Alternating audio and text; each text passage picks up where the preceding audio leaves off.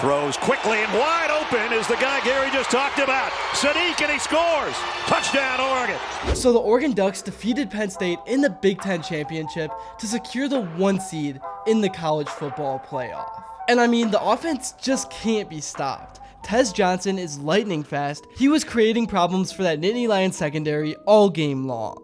After stepping into a new look Big Ten and navigating what turned out to be a season full of different challenges, Oregon has proven that their big picture goals weren't just talk. This year, they marched through a gauntlet of conference opponents and capped things off with a win over a physical, relentless Penn State defense in that Big Ten championship game. And they now stand as the top seed in the college football playoff. They've done just about everything you could have asked for, from maintaining balance on offense to responding when being pushed to the limit. And yet, there are still those who argue the Ducks may not have gotten the ideal bracket they deserve. The debate about their playoff path is on, and there's a lot to unpack here. But before we dig into how Oregon got here, what made them successful, and what they might face next, I'd like to introduce you to Rithmm. Because if you're super into college football like I am, and like to occasionally put money on a game, or like to build a player prop, this app is literally a cheat code. It's $30 a month, but trust me, it's well worth it, and you can cancel at any time. The app uses AI to make models, and it will show you which money lines have the best odds, and you can also look at the top models other people have made. So literally, you can be completely lazy and use math and formulas to bet. And if you're responsible, you can make some real dough with this. So definitely at least give it a try. The link to download is in my description. I know 30 bucks may seem like a lot, but it's really not. I'm sure most of you guys spend that anyways on like one bet. I know how people roll. You can even use it for the upcoming Oregon game, whoever they may play. Alright, back on track. So when you look back at what Oregon did in the Big Ten championship, you see the kind of performance that shows why they've earned a top seed. Penn State isn't just some plucky contender. They have one of the nation's truly stingy defenses. They're loaded with athletes who can run, tackle, and hit like sledgehammers. All year, they prided themselves on shutting down high-powered offenses, disguising coverages, and owning the trenches. Yet, Oregon found a way to assert itself, leveraging a well-designed offense guided by Dillon Gabriel at the helm. Gabriel may not be the betting favorite for Heisman in a race featuring generational talents like Travis Hunter or the astonishing ground game presence of Ashton Jeanty, who powered Boise State into the playoff, but don't let that distract you from how important he's been. His Heisman nod isn't meaningless. It's further proof that the Ducks have a top-tier quarterback who can deliver in big moments, handle tough defenses, and lead when games hang in the balance. And Oregon really found ways to win in really close games this year against top 10 ranked teams like Ohio State and Boise. When you're looking at Oregon and what they accomplished this year, you have to appreciate the layers of this offense and the supporting cast around Gabriel. This is where Tez Johnson comes in. He is just so speedy. Like, man, it was crazy to watch him in that Penn State game. He would motion left and right, sometimes he would delay his route and would hang around in the flats, and once he got the ball, it was off to the races. And he was always in the back of the Penn State secondary's minds, which opened up lanes for other players, and we saw them capitalize. They really made the Penn State defense look like they didn't belong, which is just crazy.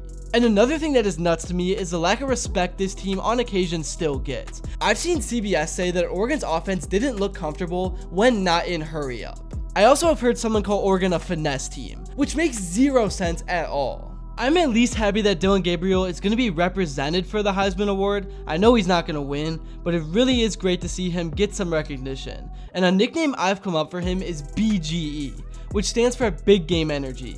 He really has stepped up and performed his best this season against the best teams and the best defenses in Penn State, Ohio State, and Michigan. He has really helped the Ducks make the transition to the Big Ten pretty seamless. So even though Dillon Gabriel won't be winning the Heisman Trophy, I can guarantee you one thing. Him and the entire Oregon fanbase could care less. They have their sights set on one thing, and that is trying to win a national championship, and everything else comes second. So, how can Oregon win the title? Because they actually do have a somewhat difficult path. Potentially playing Ohio State in the second round will not be easy. I know Ohio State sucks and they have a Michigan problem and Ryan Day can't win big games, but with the amount of talent they have, it's going to be tough to beat them twice. Oregon did what they had to do to win the first game, but if we are being completely honest, it was anyone's game. They were at home, and if they played that game 10 times, each team would probably win 5.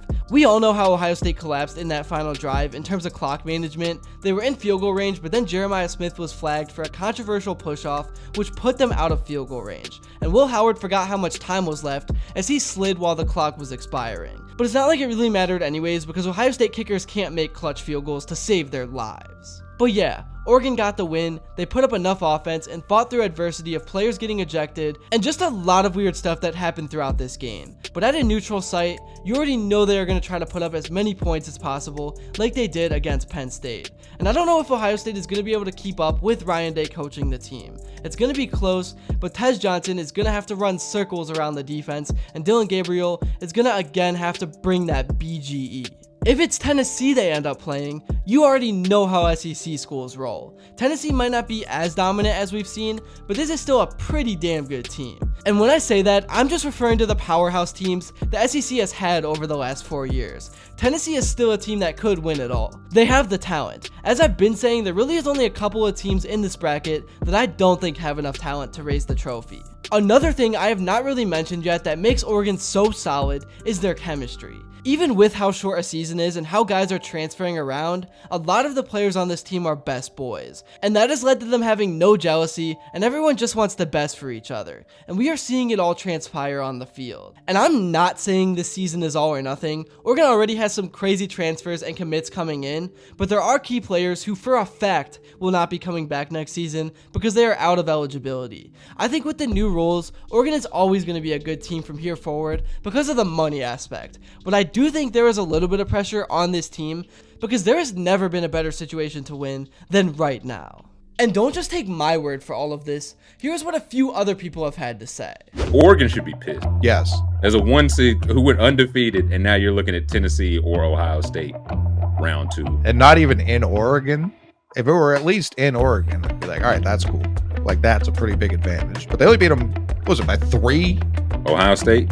Yeah. I think it was 1. I think it was like 23-22. And that's your cake first round matchup. Like Ohio State or Tennessee could win the title. I don't think you can say that for all 12 teams in the playoff. Boise and Arizona State are the 3 and 4 seeds. It's like should be in, won their conference. You don't think they should be in?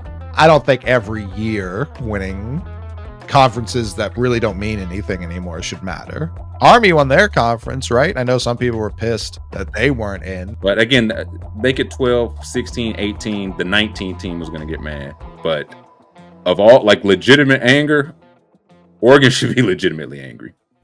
Definitely. That's really all I got for this video. Thank you all so much if you made it to this point. And if you enjoyed and haven't yet, please be sure to drop a like and subscribe because your support truly does mean the world. And also, let me know what you would like to see next. And until then, I will see you all later.